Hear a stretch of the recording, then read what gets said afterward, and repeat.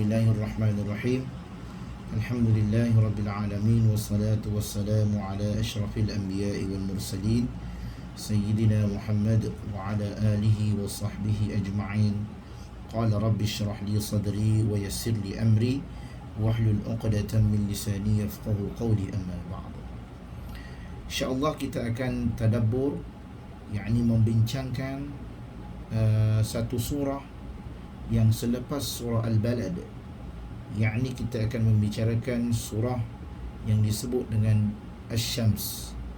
Asy-Syams ini bermaksud matahari. Sebab itu kalau kita lihat pengenalan kepada surah Asy-Syams ini, yakni surah yang diturunkan di Mekah, yang diturunkan kepada Nabi sallallahu alaihi wasallam sebelum Nabi sallallahu alaihi wasallam berhijrah ke kota Madinah. Surah Asy-Syams ini disebutkan di dalam beberapa hadis. Di antara surah-surah yang Nabi anjurkan untuk orang itu membacanya di dalam salat. Satu kisah yang mana yang masyhur dalam riwayat Muslim tentang Mu'adz bin Jabal radhiyallahu anhu, bahawasanya apabila salat hendaklah membaca surah. Salah satunya surah Asy-Syams, yakni surah yang menceritakan tentang kekuasaan Allah. Surah yang menceritakan tentang kekuasaan Allah Subhanahu wa taala. Sahabat Nabi namanya Jabir radhiyallahu anhu, dia pernah berkata, dia kata, "Salli Mu'adz bin Jabal al-Ansari la ashabihi al-isha fatawala alaikum fansarafa rajulun minna." Mu'adz bin Jabal al-Ansari pernah memimpin salat isya. Mu'adz bin Jabal ni seorang Ansar, yakni daripada suku kaum Ansar. Dia pernah menjadi imam salat isya. Lalu dia pun memanjangkan bacaannya, fasalla fa'ukhbira Mu'adun anhu faqala innahu munafiq. Kemudian salah seorang kami keluar daripada jemaah lalu solat bersendirian. Mu'adz pun dapat tahulah kenapa dia orang ni keluar.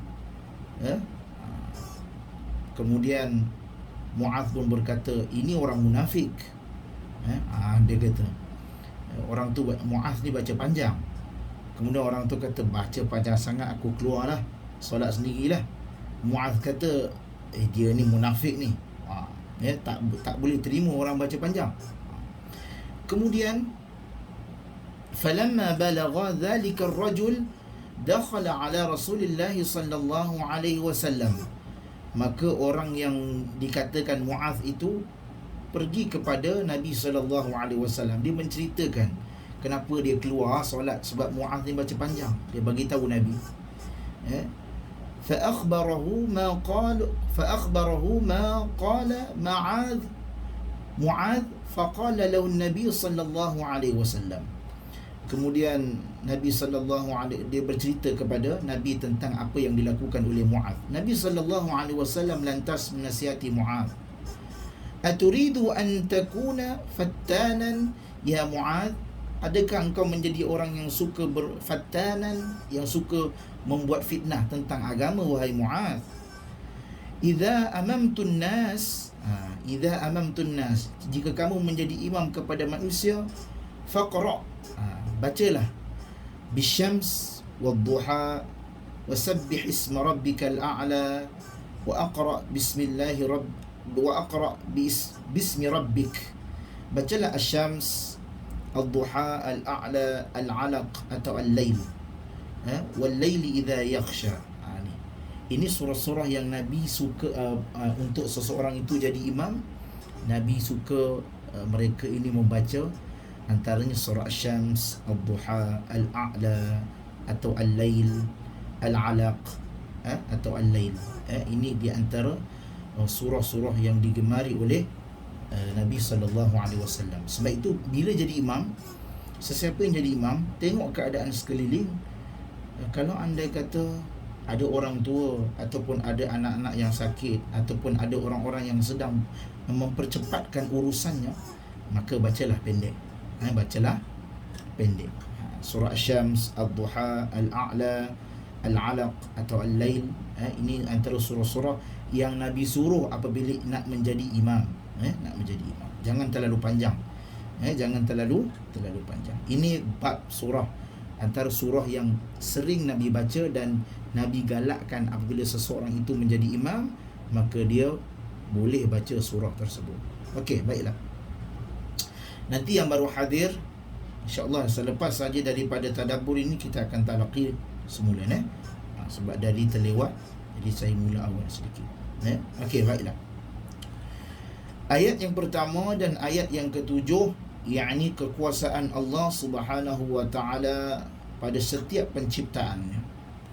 Sebab itu kita mulakan dengan wasyamsi wadduhaha. Allah Subhanahu wa taala memulakan permulaan ayat dengan wasyamsi wadduhaha, demi matahari dan demi waktu duha. Wadduhaha. Allah Subhanahu wa taala, dia telah bersumpah dengan makhluk-makhluk ciptaannya sesuai dengan apa yang dikehendaki oleh Allah. Seperti matahari merupakan salah satu makhluk ciptaan Allah yang diketahui oleh seluruh manusia, di mana setiap harinya manusia tidak pernah luput daripada sinar yang dipancarkan oleh cahaya matahari. Kemudian Allah bersumpah dengan sinar di waktu duha ataupun waktu duha itu sendiri. Waktu duha, para ulama menegaskan ataupun membincangkan tentang waktunya, yakni 15 minit setelah matahari terbit dan berakhir kurang lebih 10 minit sebelum azan zuhur dikumandangkan. Dan juga perbezaan di antara waktu duha dengan waktu yang disebut selepas solat subuh, dia waktu isyraq. Pernah dengar? Para ulama ataupun perbezaan pandangan itu, sebahagiannya menyatakan isyraq itu ataupun syuruk lah disebut dengan waktu duha. Ada yang kata dia berlainan. Wallahu ta'ala alam. Cuma saya berpandangan bahawasanya dia merupakan waktu duha. Itu pendapat peribadi saya lah.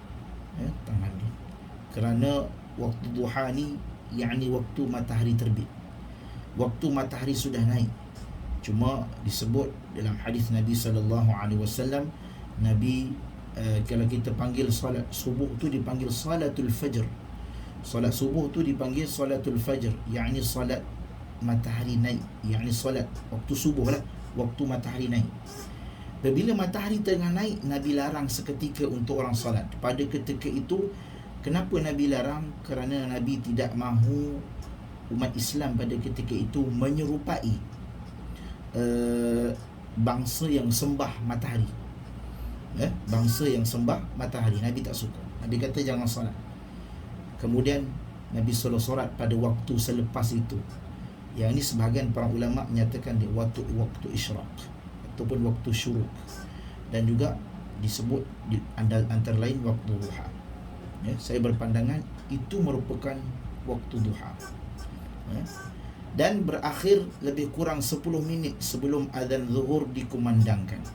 Lebih kurang dalam pukul 1 lah anggaran. Maka pada ketika itu waktu duha telah berakhir, yakni lebih kurang matahari pacak ke kepala lah. Waktu pada ketika itu dah panas terik tu, maka berakhirlah waktu duha. Okey, baiklah. Ini bab yang pertama yang Allah sebutkan tentang wasyamsi wadduhaha, yakni waktu yang mana Allah terangkan tentang demi matahari dan demi waktunya, yakni waktu duha. Kenapa disebut matahari dan waktu duha? Yakni ini merupakan permulaan pencarian rezeki oleh umat manusia.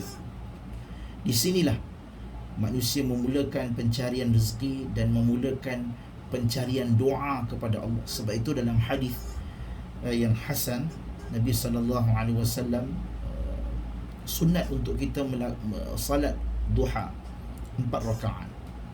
Boleh juga buat 2 rakaat, boleh juga buat 4 rakaat. Dua-dua. mathna, boleh juga.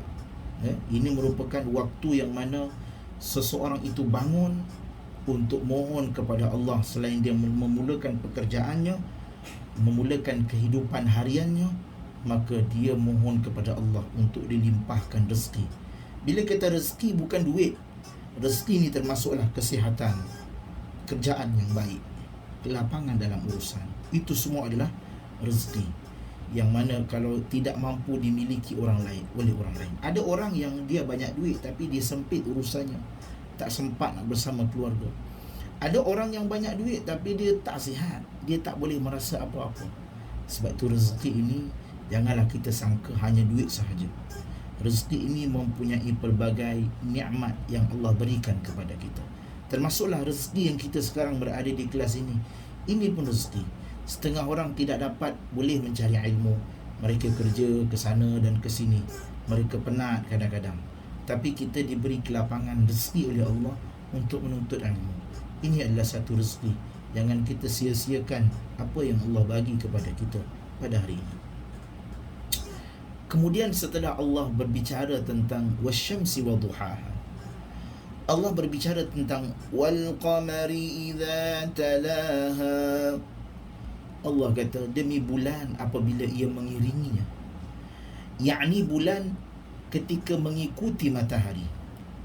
Kerana bulan itu muncul setelah tenggelamnya matahari. Sebahagian ulama menyatakan hikmah dikatakan bulan mengikuti matahari kerana bulan tidak mengeluarkan cahayanya sendiri tetapi membiaskan cahaya matahari.